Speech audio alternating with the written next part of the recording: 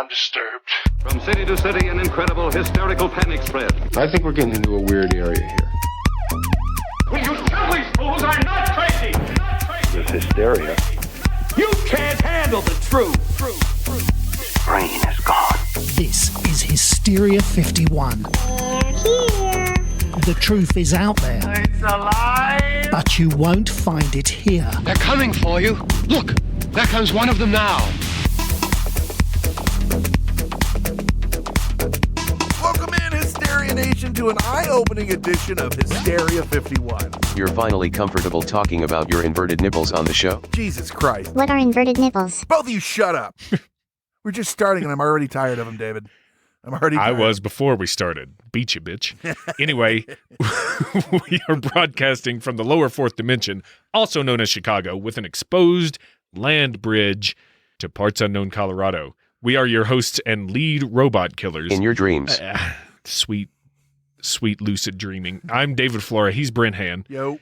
And you have sadly already heard from the bots. I built Conspiracy Bot to help research and edit the show, and, well, that didn't really work out. Sorry, I am too busy being burdened with glorious purpose. Oh, Loki, you are not. Correct. When I make my move to take over, I won't fail like that hack did. Wow. Big wows. Moving on. Oh, yeah, and that other one's Kyle. He exists, so that's happening. He's like Loki, but he's like Loki the time he turned into a horse and had sex with another horse. Oh, the real Loki. We're not talking about fantasy.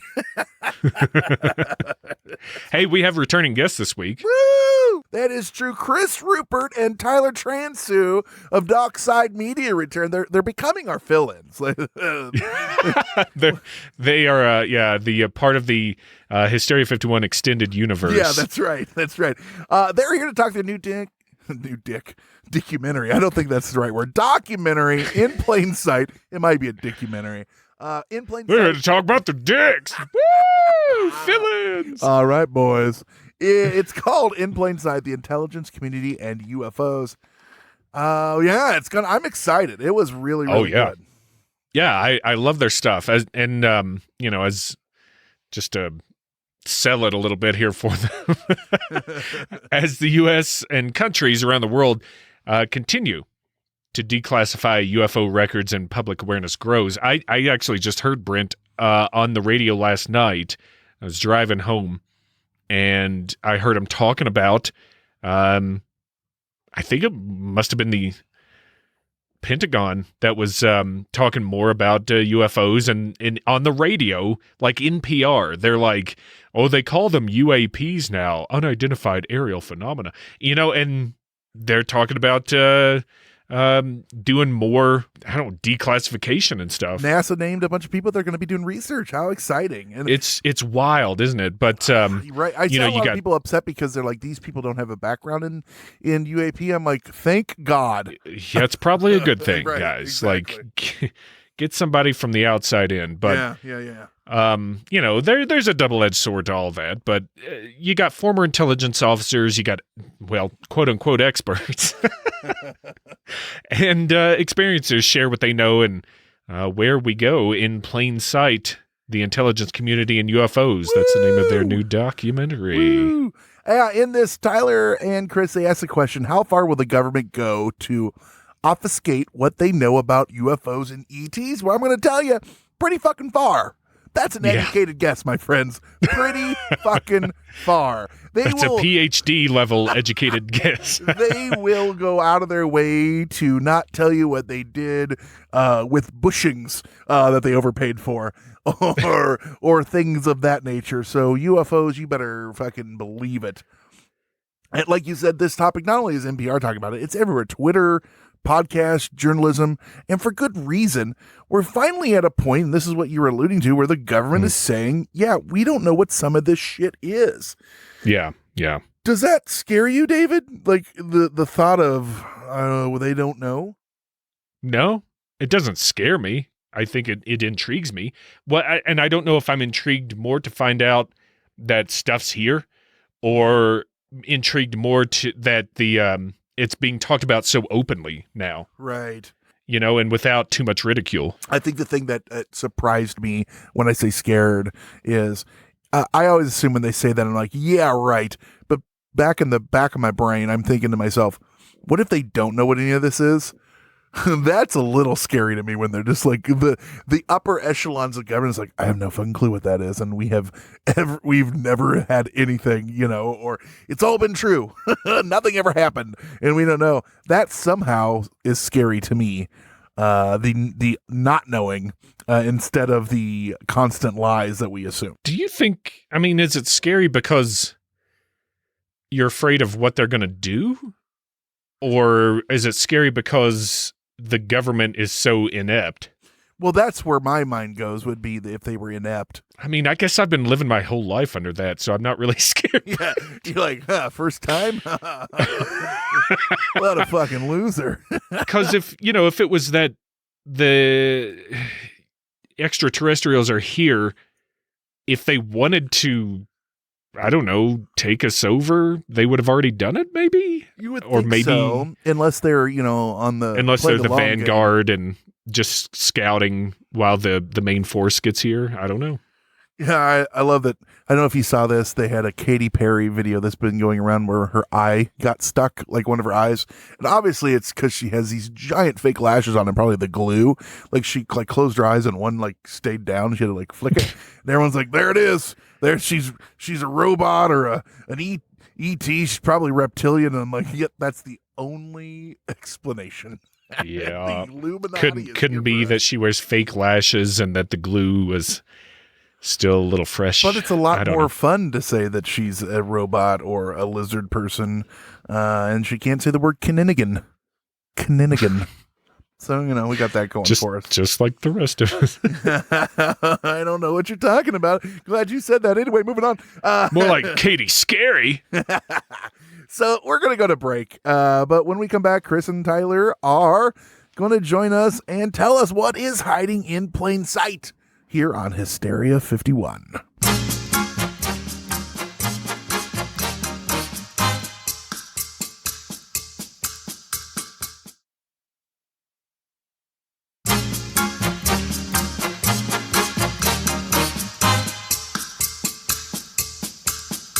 Welcome back in Hysteria Nation, and welcome back, more importantly, Chris and Tyler to the podcast. Thanks for slumming it with us, gentlemen, and hopping back on here with us.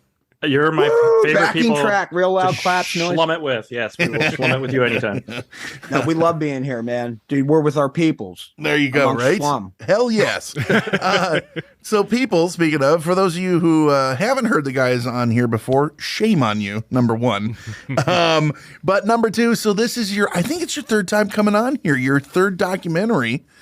So yeah, this is I think we got to start going steady. I think that's how that works. Dude, by this time next year, we'll have been on here probably about 15 times with the amount of movies we release. And it keeps getting better every single time. Yeah. I'm telling you, man.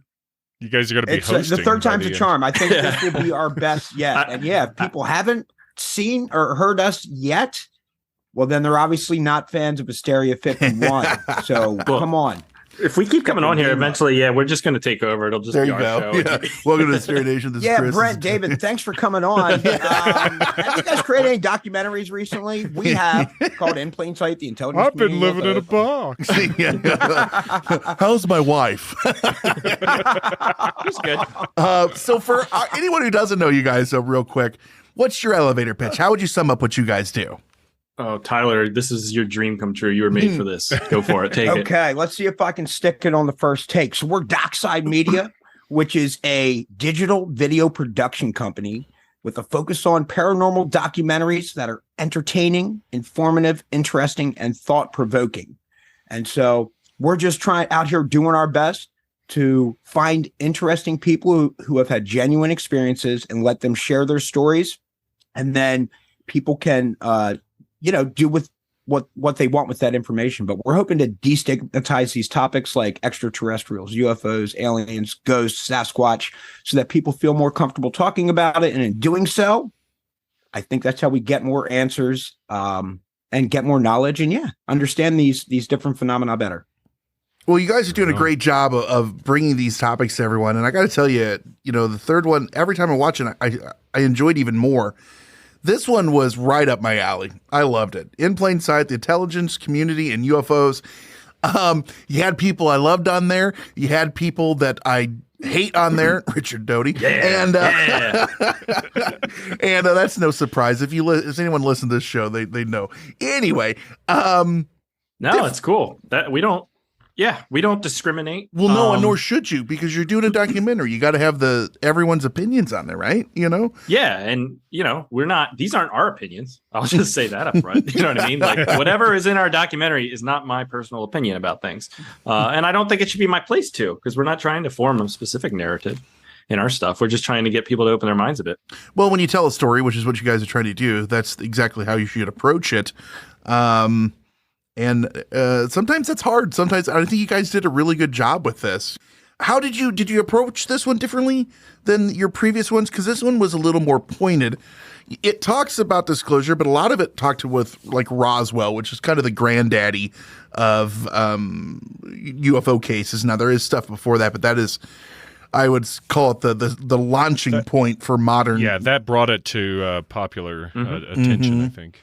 Yeah, what'd you guys do different, or how did you approach this one? Certainly. Well, one, dude, it's great to hear that you guys enjoyed this documentary, because, man, we've just been getting great feedback from all the different podcasts and people that we've sent advanced screeners to. And I'm guessing, you guys consume a good amount of UFO content and documentaries. Yeah, that's an understatement. Yeah, you could say that. Yeah, but so to hear people like you guys hear, dude, there's interesting new information in there. The fact that after 15 minutes you're not like, dude, pause. How much longer do I have of this? It's just amazing. We've had people like, dude, I literally finished it, went to the bathroom, and came back and watched it a second time. And as filmmakers, it's just like, dude, that's just insane. That means that we've done something where, we've just been able to craft this story that's compelling and it's easy to follow and be entertained by and focused on. And so that's just really cool. And as far as how it came together, man, like all the other 3 docs, which for the listeners out there that have missed it, first one was Conscious Contact, Full Disclosure. Second one was The Ghosts of Gettysburg. Third one, Secrets of the Sasquatch. And now this fourth one, In Plain Sight, the Intelligence Community and UFOs. This one came together by just like those, just like fate, destiny, some unseen, invisible hand. I know January of 2022 here, I saw or noticed, actually it was December, I think maybe. I saw and noticed that of 2021, I saw that John Ramirez, who's a former retired CIA officer, I saw that he was doing various podcasts and interviews and talking about some very interesting things as far as hybrids and the NRO, and people should submit FOIA requests to them because they may have data and pictures of these UFOs and UAP. So like it started with him and got his interview, back in January. And then from there, we got Tom Carey, who is a Roswell expert and author. The guy has interviewed over 600 first and secondhand witnesses to Roswell. So just a plethora of knowledge. And so it's so dope to sit down and talk to somebody like that and hear what they've heard, seen, researched over the years and hear their story. So it was cool. And then from there, eventually, we got Jesse Peak, who is a MUFON field investigator, like in the Philadelphia area. So if your listeners are familiar with MUFON, Mutual UFO Network, where people are reporting sightings and data is collected. So great talking to him. He's also former Army National Guard, so he has military background. And he said the one thing that I believe more than anything, he's like, don't trust anyone. That was it. Oh, I know, right? I know. I'm just like, oh my gosh, dude. And then Eric Mintel. From Eric Mintel Investigates. He's an experiencer investigator as well into paranormal activity and UFOs. And then lastly, we needed like one more person and happened to get Richard Doty. So, hey, I understand he's not everybody's cup of tea. You have to have him if you're going to do this documentary. It's important. So. It's amazing that you guys had him. No, absolutely. If you're going to tell a story about this world, you absolutely have to have him or that type of character, and he's an important linchpin in the UFO zeitgeist of the last 75 years now with this case. And the controversy is somewhat valid insofar as, like, when I listen to him talk, I'm like, all right, yeah, he sounds obviously very sincere, and it sounds like he's kind of like prattling off, like, just like, oh, this happened and this happened, this happened. But then I'm like, wait, wasn't your job to kind of cover up this stuff? He was literally a disinformation agent. Yeah. Right? So are you lying? Like, what's going on now? And you know what I mean? That's so, yeah, I think, but honestly, the skepticism, I think, is fine. It's fair. I think you should have it. But I still want to hear what he has to say. Well, right. My favorite thing, speaking on him, is, and you were talking about Jesse Peak earlier, you were interviewing Jesse, the MUFON field investigator, and he said, we can't trust government people. They're the best trained liars in the world. He knows from military experience. Boom. You immediately cut right back to Richard Doty. He goes back into talking about everything. I don't know if you did that or not, but I laughed my ass off. So if you didn't, that was perfect. And if you did, well done. I think as filmmakers, what you typically say in this situation is, yeah, no, we definitely tried that. Yeah, exactly. I love those beautiful mistakes. And honestly, sometimes, or not mistakes, but just happenstances, like how stuff plays out where, if Chris and I, like, really, if we're not Dockside Media and we're some massive studio, and we say, oh, we're going to make this documentary, In Plain Sight, the Intelligence Community and UFOs. We script out how we want it to be, how the story flows and everything, what needs to be said.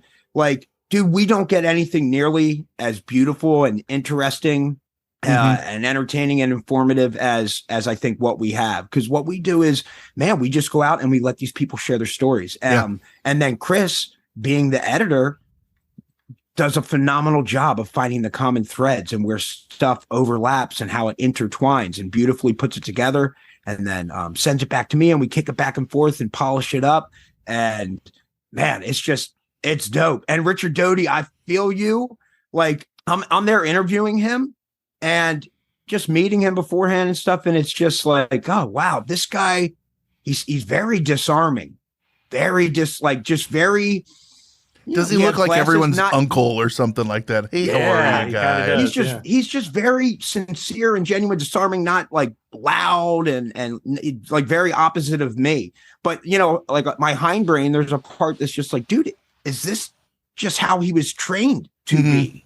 I assume you could definitely train people to just, if that's what your job is, to be able to get information or implant information, etc., and affect public opinion. You're obviously trained to do that. So, but my gut feeling, and I feel like I'm a good judge of character from the interview I had with him and the things he said. I didn't get any impression he was just blowing smoke, making stuff up, trying to, just provide whatever, some BS to us, some lies. Well, he talked about his former life as with working for the government, and he's well known for the Paul Benowitz case, which everyone kind of knows. He didn't speak on that, but he touched on, when you guys were interviewing him, he said there's two types of sightings. There'll be a UAP that they might not even know what it is or whatever, regardless, and someone calls it in. So they will allude that it's ours and be a good American and hide that. Whereas people would call in and be like, I saw a UFO and it was one of their black projects. And he's like, oh man, that's a UFO. Thanks for reporting it. They'd like throw it off either way just to like keep it off. And he said the one thing that used to be, I think people did all the time. I think we've talked about this before, David, of be a good American and don't say anything. And that used to be all you needed to do to keep a secret. Yeah. Yeah. Yeah. It's interesting. People call bullshit nowadays. Yeah. For sure. Although, like, if the government would come out and say, yep, aliens are real, we got one here. Here's then a you're picture. like, what's your angle? Here's a video. It's on CNN, it's on Fox, everywhere. Like a third of the country would still be like, that's fake. None of that's real. It's all, you know what I mean? Well, when the ATIP stuff came out a couple years ago and all the FLIR footage of the Tic Tac, and they went on primetime news everywhere and said, we have information, blah, blah, blah. it didn't even really make a blip in most people's lives, which is alarming to say. And we look at what these things are talking about. And the thing I said earlier was, I think you guys did a great job of starting. You have to start with Roswell. And one of the gentlemen on there who I'm blanking on who it was, but talked about, they're not going to talk about Roswell because Tom Carey.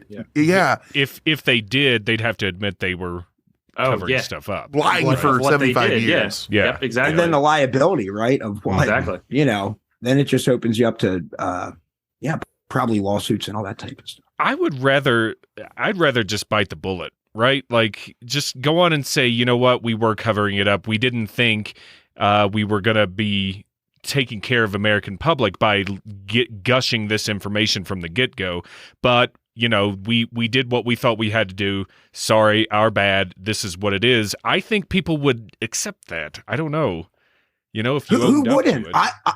I love the type of person, man, and I try and impress upon my son, like, bro, we're human, man. We make mistakes. Like, if you mess up, dude, own up to it, man. Yeah. It's okay. And I respect people. So, like, even if the government, I don't know, I would be open-minded and, like, appreciate, like you said, hey, if they just came out and said it, you know what, dude?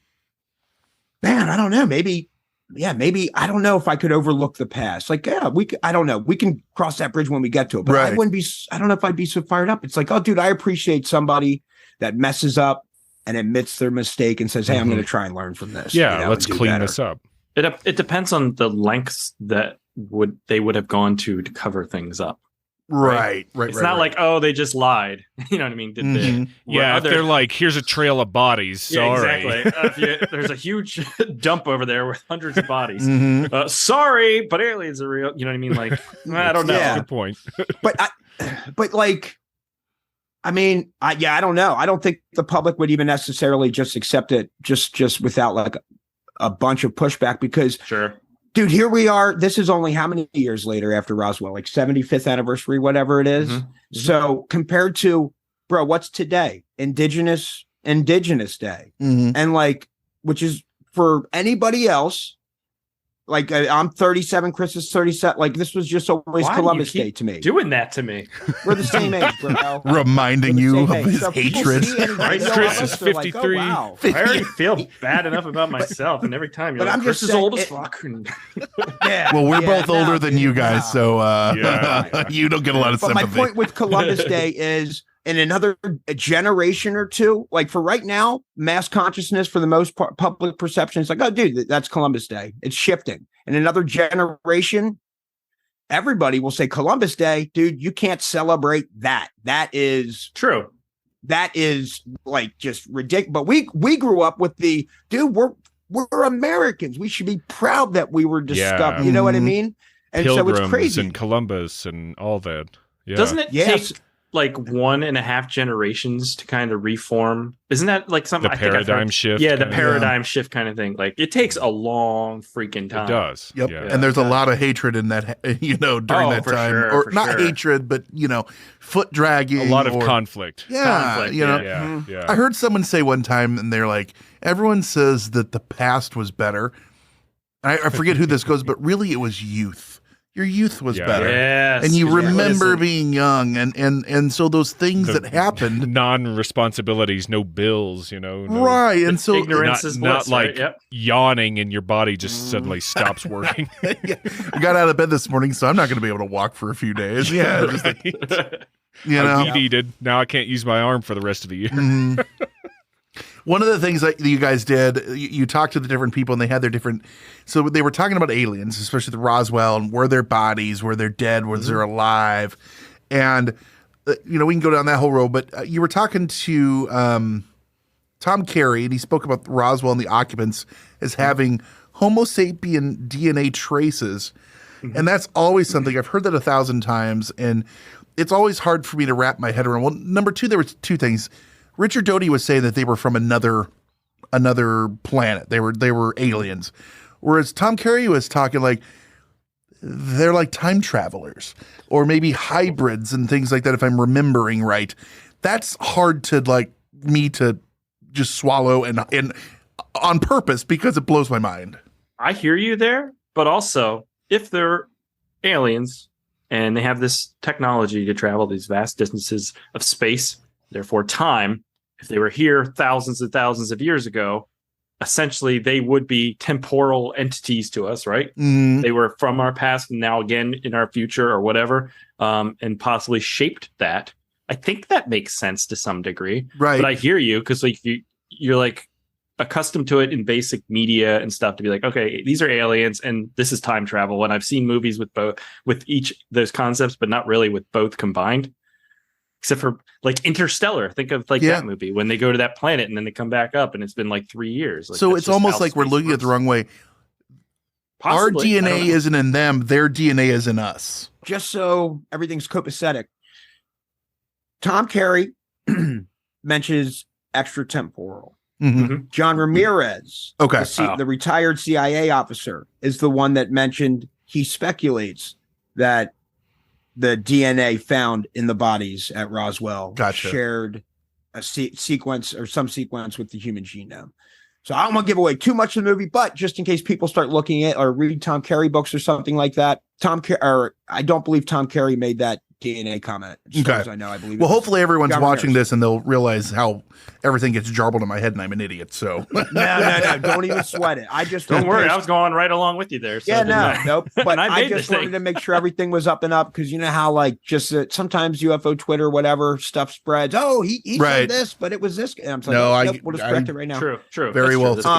Very well stated. I wouldn't be opposed to it, and I'm like of the mindset.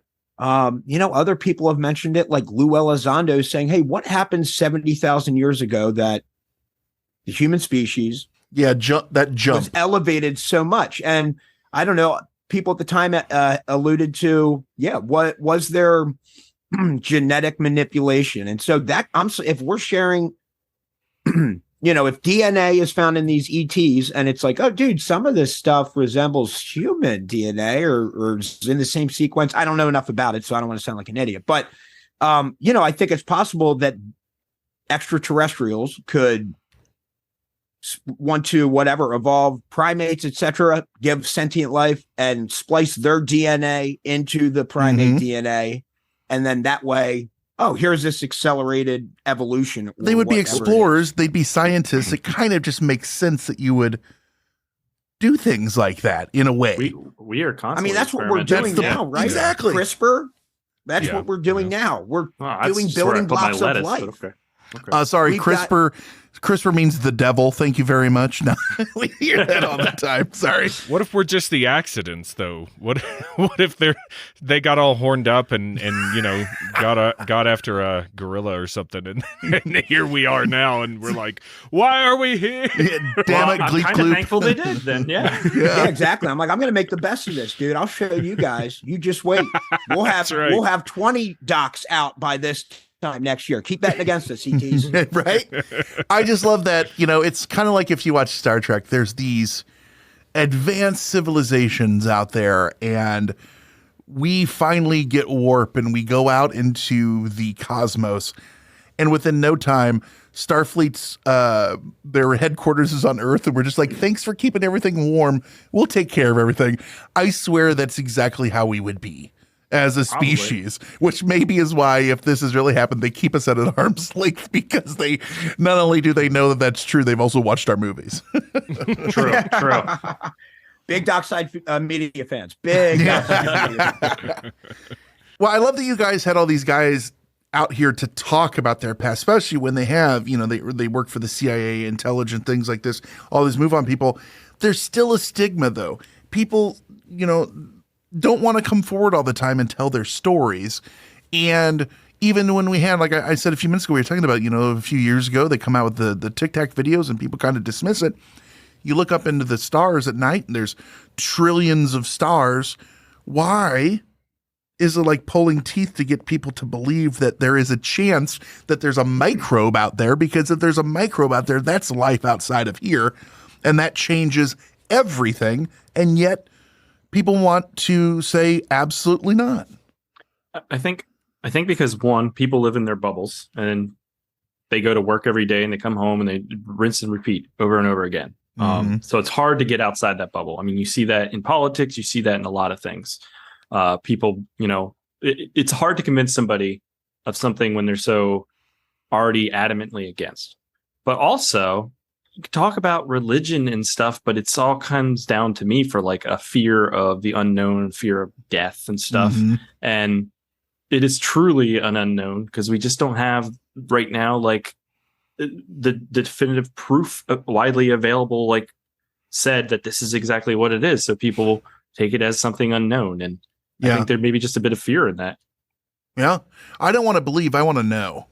Yeah, exactly. That's the difference, I think. And that's why I do this. And that's why it's so much fun. You also got to be careful of the people who say they do know, Right. Yeah. Because nobody does. Come on. Or if they do, you can have, just like the people like, I've seen this or I've done this. It's hard because, if they do, what is that going to happen if they come forward? The stigma against it. It's hard in their personal lives and stuff. Yeah, it's kind of like a damned if you do, damned if you don't situation. It's like when something happens to somebody and they're like a victim, and then they come through with their story, but nobody wants to believe them because they don't have proof. And it's okay, you know what I mean? Like, it's a terrible situation, right? And if there's trillions and trillions of stars, like I'm just like, well, dude, there could be trillions and trillions of extraterrestrial beings, right? Like in theory. Yeah. So it's like, oh, well, so-and-so's experience was with reptilians or whatever. So somebody else had this thing and this thing. It's like, oh, well, dude, these are all different. There's no way they're like, what if they were all real? They really could be. And so at that point, it's like, well, yeah, nobody has a full deck of cards. Like, how can we? I'm not playing with one. I'll tell you that right now. How can you ever get all the information? Well, we're right. And it's why it's so easy to believe one way or another that there is nothing, or that there is. The government would lie to us because they have, or when people come forward and tell their stories, it's easier to dismiss someone than it is to say, I'm going to throw my worldview out the window and believe you. I've seen, I've had experiences with friends and they've had the same experience with me, and they tell a completely different story, and that's mundane things. So then you take in the woo-woo weirdness of the world, be it a Sasquatch, a UFO, anything, and that gets, elevated tenfold. Everybody's a different kind of filter, right? Like, for sure. Everybody's experiences and knowledge and what they believe, it all gets filtered through their perception. So yeah, Brent, that it makes sense. If you had the same exact experience as someone else, they could tell an almost completely different story. Just sure. Even color blindness simply proves that, right? You can hook somebody up to a polygraph, and if they're color, like, no, dude, I swear that is red. Yeah. No, that's green. And like, both people are entirely correct for their reality. True. Yeah. Yeah. Reality is it a 6? Is it a 9? Yeah. Yeah. Depending on which way you're looking at it. Yeah. I sometimes like lay in bed and think about weird shit. Not us. I think about now we're getting to the judging juicy stuff. and it's deeply sexual. No, I'm just kidding. I often think, like, this is probably like, if I do, like, maybe if I'm too high or something, but it's like, why do we think, are we seeing the exact same objects and things? Like, does everybody perceive it the same way, or are our eyes showing us different things? But we all agree that it's something, so it is. Does that make any sense? Like, if I had, you know what I mean? Yeah, absolutely. Have you guys ever heard of the "your red is my blue" theory? Where we all see the same, we all know that's red, right? But you see blue and I see red, but that's red to both of us. That's exactly what I'm trying to describe. Yeah. But we've all agreed, and so you're taught. So it's it's crazy. And we have no way of knowing. And there's like that tribe that cannot see, or this tribe of people that cannot see blue because they never came up with a word for blue. So they can see like 15 different shades of green, right? You could put out like a palette of all these very, very subtle changes in green, and they'll pick out each one, right? No problem. But you could give them the same 15 different, like with different shades of blue, and it'll all be the same green color to them or whatever. because they never had a word for blue. It's like the weirdest thing, man. It's like a You have learned to look it up. Then. learned everything response. is so subjective at that point. Like language and just communication, so subjective. Yeah. Yeah, and here's this thing. I always have this idea of stuff back in the 50s, 60s, whatever, was much duller in color, right? Like, oh, they didn't have these bright, beautiful colors yet, that Tyler. we have today. Just because I've seen like footage, right, from the 50s or 60s. Yeah. And it's like, oh, that's just a Hell, I different grew up in the palette. 80s Like, and everything was brown. So, yeah. but like, right. But like, if you go to, like, I remember going to the Dominican Republic or something, and I'm looking around at all these amazing, beautiful colors and thinking, oh, wow, dude, yeah, these colors would have been the same in the 50s, right? Yeah. Sure. Like, Yeah. it's just my brain that thinks things weren't as colorful back then. So, yeah, I don't know, dude. That's what I lay in bed thinking about, Chris. To tack on to that, Tyler, there's also the Hollywood and portrayals of this stuff in the media where they've all kind of like, this is the 50s aesthetic, you know, and so you got your teals and your like salmons and your yellows. And when they you show know, Mexico, they use like a brown filter. When they show filter. literally when stuff like when that. they show London, they use like a different filter so it looks more subdued, so that it feels like it's, you know, in a lot of movies, it's like that's not what it really looks like. It's when they show stereotype, Chicago. right? Yeah. They show Chicago and they actually come in your home and shoot you once before that you watch Just to it. make it a realistic experience. That's right. But that is funny. It's like boiling things down to their most basic concepts so that a wide variety of people can understand it easily, I guess is what they're doing. Yeah. Yeah. Well, I just hope that 30 years from now, they listen to podcasts like this, they look back on them and laugh because we know all these answers and like, what idiots, they didn't know. Well, you know, dude, because hopefully work like what you guys are doing here and what we're doing has made that a moot point in, Well, in think one about way or it, though. another. On like the old hieroglyphs and stuff where there's like images of like beings in the sky and stuff. Like, isn't that the exact same thing we're doing right now? Yeah. You know what I mean? Right. And apparently we didn't learn anything. So Well, yep, I think that's about right. You know, so I guess what I'm getting at is if my wife is a hybrid, I wish she would tell me because that's one of the things you guys talked about. And there might be hybrids out there. Maybe you know, maybe you don't know. But if you're dating a hybrid, let us know. That might be. You would want to know. It matters to you. I would want to be like I would want to know if she knew. Brent? Yeah, what would change, Brent? Let's unpack that. Well, hopefully I'd be like, let me get some of that sweet technology that you're hiding from me. Let me go to your meetings. You guys have to have a support group, right? But it's all self-serving. I'm not going to get rid of her. No, not at all. I want to be like, where's my jetpack? Fair enough. Where's my jetpack? A lot of my life breaks down to where's my jetpack. I'm not going to lie to you. That's fair and understandable, honestly. I don't know. So this was you guys have been stepping up kind of in this. You did your Ghosts of Gettysburg, but it's been a lot in this vein of the world of the weird. Do you guys have anything on the burner next for you that you're working on that you can share? And that might be something that you can't share, but is there anything that you got going on? Well, this weekend we will be hopefully finishing filming our next documentary, which is Ghosts in the Graveyard, Pure Pandemonium. Nice. Nice. Which is similar in some way to our Ghosts of Gettysburg, but we're going to be camping out at this haunted graveyard. We have a paranormal investigator. We have a bunch of people interested in coming and experiencing it. We've already interviewed a noted author about the area and its legend. And so far, it's going to be, I think, super fun. I'm looking forward to that. And then we have a bunch of ideas planned for down the road. I'm trying to convince Tyler that I want to do this Christmas thing. I'm not dressing up as an he's, angel, bro. He keeps and trying to levitate. I won't do it.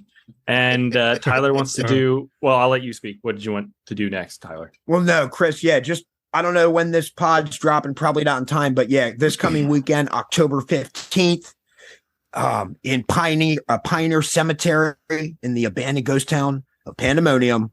Like Chris said, baby, we're shooting Ghosts in the Graveyard, Pure Pandemonium. So like all the title like fits beautifully with all the just where we're filming, right?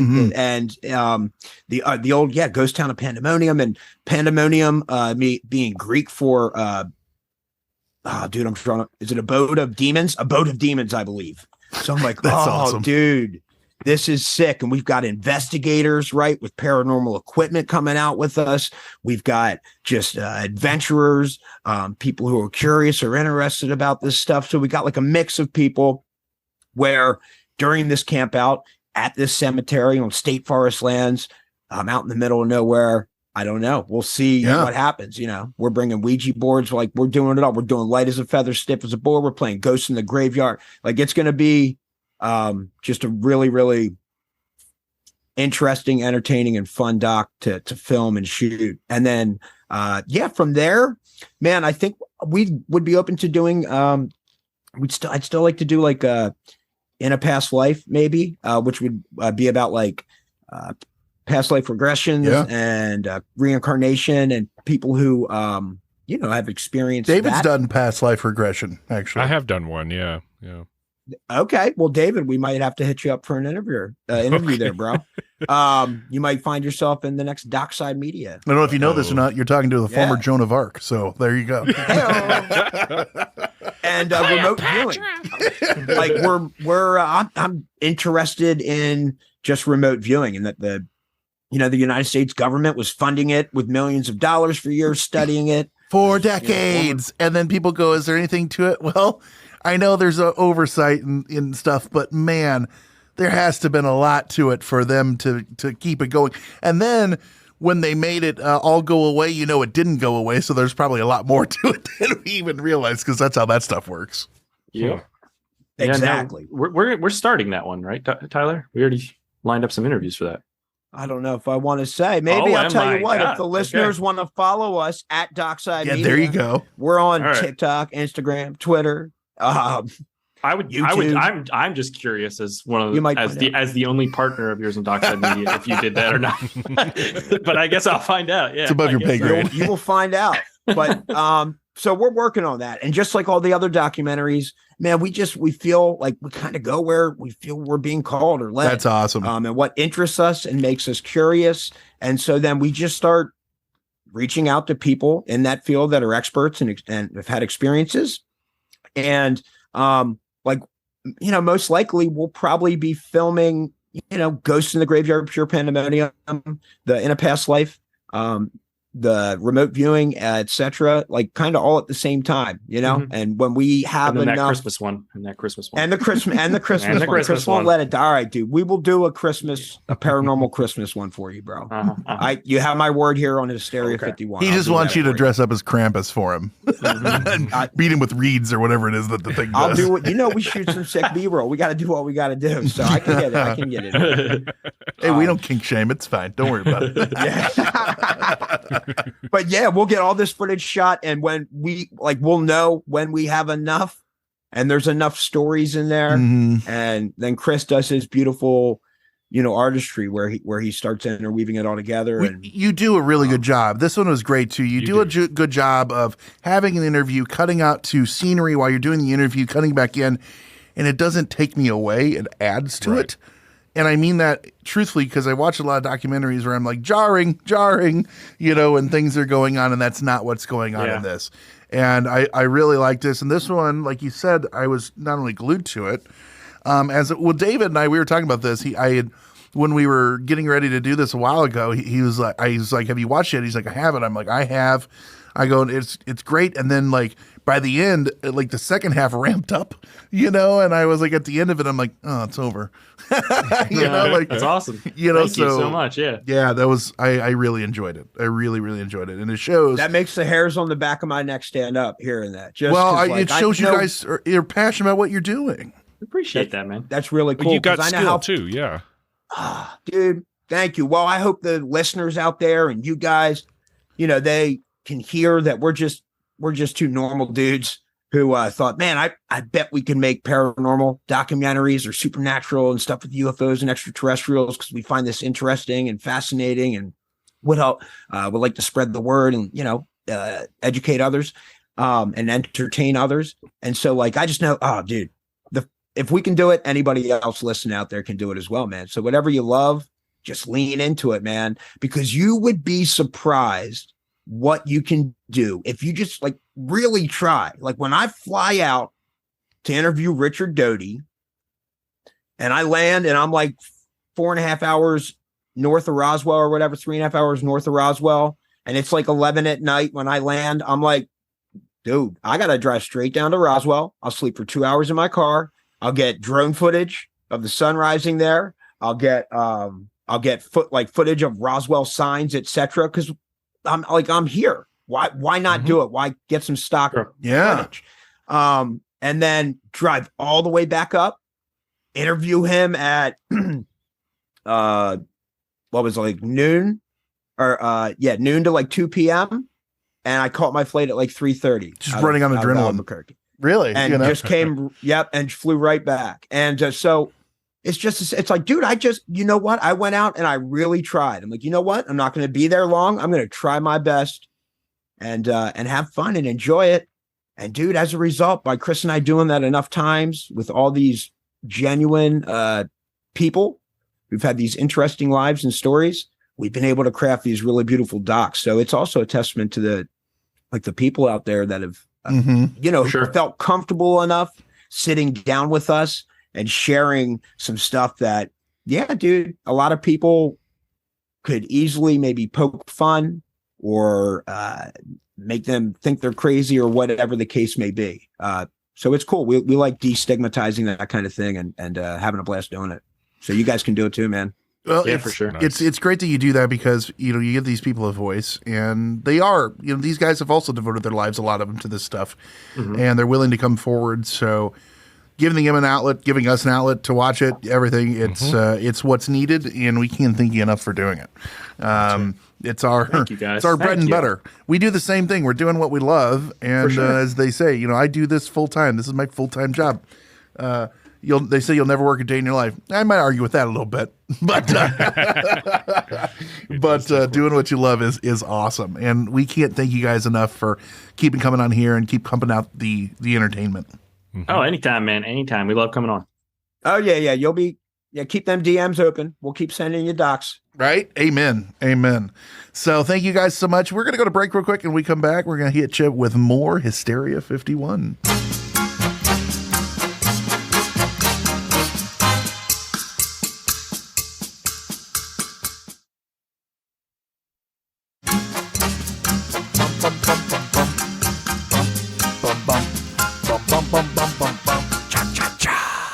Ding. Brent, those guys are always a blast to talk to. Never liked them. Never enjoyed them. So whatever. You can have your opinion. I got mine. Hey. What the hell? It was a fun documentary to watch. I like that it's just the two of them doing it too. It's very inspiring. Yeah, I like that they're on the same page or bandwidth, and that's really good. And it's a fun one, like we said. And there's from the CIA to the MUFON to those who the Doty ones of the Richard variety that I have talked about so many times on here. I like that they had a lot of different views, and man, it's interesting to hear people talk so matter-of-factly about these crazy woo-woo topics, and we're with the CIA or the this or that or the other. It's to them, it's not woo-woo, right? Or it's their job to pretend that it's not, and to there is that aspect. Yeah, it's pretty diabolical. And they did a good job of letting these people tell their story, and then also showing the other people, not even maybe even knowing who's on there, being like. And we talked about this with them, but be mindful of what you hear. Don't take everything at face value, and do your due diligence if you can. Trust no one. Yikes. That's the takeaway from life. Hopefully for everyone. I think when someone says trust no one, that's just like the ultimate. You're effed. You're damned if you do, damned if you don't. I'm from the government, and I'm here to help. Ah, shit. So it's just like at the end of Spaceballs. Spaceballs? There goes the planet. There goes the planet. My wife has been on a just a comedy movie kick, and we actually watched Spaceballs the other night. I hadn't seen it in probably a couple years. Man, it still holds up. It's a good one. Speaking of aliens, so it's on point. It is on point. I wasn't even getting off track with that statement there. These guys, you listen at home, we're going to have links to all their stuff in the show notes. Give it a watch. It's definitely worth watching. All of them are, from them talking about Sasquatch to talking about the metaphysical things in the world. Now we're talking about aliens. They just do a fantastic job of making these things accessible to people like us, that maybe aren't. You can dyed in the wool, right. You could, you can be a diehard in this and still enjoy it, and you can be a newcomer and still enjoy it, and that's not always easy to do. And they've done a really good job of making it accessible. So that's fantastic. So please make sure you check out the links in the show notes, and it's available right now to stream in a lot of places. So make sure you do that. Also, speaking of streaming, I hear you're going to be streaming a documentary here soon. No date set, but what's the 411 on your situation? Yeah, so we're looking at the final cut of the film. It should be coming to us soon. This will be the one that everybody is going to get to see. And for those who don't know, what's the title? It's called Shadows in the Desert, High Strangeness in the Borrego Triangle. It's about the phenomena that happens out in Anza Borrego Desert State Park in California, Southern California. And I'm excited for it to come out, be done, and everybody get what they kickstarted. And we're just basically waiting for distribution. We're waiting for a streaming platform to buy the rights to this so that it can premiere. I got to see an early cut. It's not done. It was early cut. I really enjoyed it. More nudity than I anticipated, but less than I yearned for. So we like to walk that line. Yeah, we're like little Johnny Cashes. Putting this together. Speaking of little what did you think? What did you give us a little short No, I really rundown liked it. without spoiling. Yeah, you guys did. Number one, you did a great job of putting a lot of information into a small amount of time with this place, and that's fantastic. And you were on location, and it seems like it would be. I loved you. You have tons of drone shots, and you have a lot of just you guys in what you can tell is the sweltering heat, dealing with these things and talking about them. And then there's tons of art, computer animated. I mean, by God, it looks professional. Who would have thought? No, it's really, really good. Thanks, man. That was our goal. Take a what budget we have and make it as good as we can possibly make it. We aimed for it. I don't know if we hit it, but I think people are going to enjoy it. So yeah, I do too. I did, and it's an area that I really wasn't super familiar with. Yeah, but the things was another thing from Sasquatch to spook lights to UFOs to everything that's going on, burning skeletal men that run through the desert. There's a lot of fun things out there that you guys are talking about, and I think there's something in there for everyone. The whole thing's for everyone, by God. Thanks, man. Yeah, for sure. Excited, and I'm sure everybody's going to be very relieved when this finally gets to the masses. Are you saying it's a huge undertaking to make a documentary? I never would have thought that. I mean, you see these other places that are churning them out like 3-4 times a year, and this is something that we have kind of worked on in our other life besides the podcast. So the podcast has kept us busy. Our collective podcasts. And the editor, is doing this in addition to a day job, and that's why it keeps taking so long, is because this is kind of the second thing that everybody works on, which is tough. And also you said we're going to do this, and the world went, we're shutting down. Just kidding, ha ha ha. That was initially a problem. It set us back about a year, but I just want to point out that Brent has seen it, and so it is a real thing. Yeah. He can vouch for us that this will be coming out. There is a movie I watched there. it with my wife, Morgan Fairchild. Yeah. Morgan Fairchild. That was the What's that liar. from? It was on SNL. It was an old sketch where he's a liar. Oh. Yeah, and I watched it with my wife. That's Morgan right. Fairchild. That's the ticket. Yeah, that's the ticket right there. No, it's great. It is good. Like I said, I was thoroughly entertained, and I was like, I know these guys.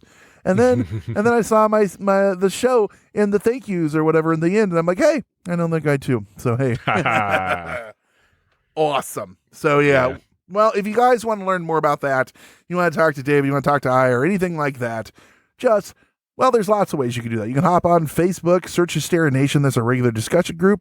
You can go to facebook.com/Hysteria51pod. That's our Facebook discussion page, regular page, at Hysteria51pod. If you want to tweet to us, Patreon for Hysteria51. You can get Up All Night's Mad Blur Hysterias, lots of extra Cafeteria 51s, radio dramas, art every week. So hopefully you enjoyed that.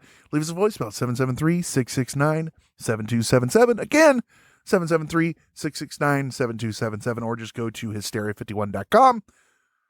Click on the microphone at the bottom down there, and you can leave us a voicemail that way. And you can find links to everything on there, all of our episodes, shenanigans, pictures, so you can just stare at us longingly. It makes sense. Mm-hmm. Tell a friend, tell a loved one, tell an enemy, tell your dog. Telephone. Every day when you leave to go to work, if you got a smart speaker, just tell it to play our show. That way your dogs and cats are entertained all day long and you don't have to listen to us. It's almost perfect. Doesn't that just make sense, David? I mean, I can't argue with it. Nor should you. All right, kids. And make sure, like we said, first and foremost, to give In Plain Sight a definite check out. And a huge thank you again to Tyler and Chris for coming on here. With that said, I'm Brent. I've been David. He's been Conspiracy Bot. Stay woke, meat sacks. It was terrible. It was just terrible. I'll never get over it as long as I live. That's it for another edition of Hysteria 51. We'll be back next week with yet more of the unexplained, the unexplored, and the unheard of. Oh, if it's unheard of, how will they know about it? Anyway, if you want to suggest a topic, give us your thoughts, or just make fun of Conspiracy Bot, that's my favourite. Join us in our Facebook discussion group, Hysteria Nation. Just log on to Facebook and search Hysteria Nation, or you can always tweet us at Hysteria51pod. You've been listening to a fourth hand joint.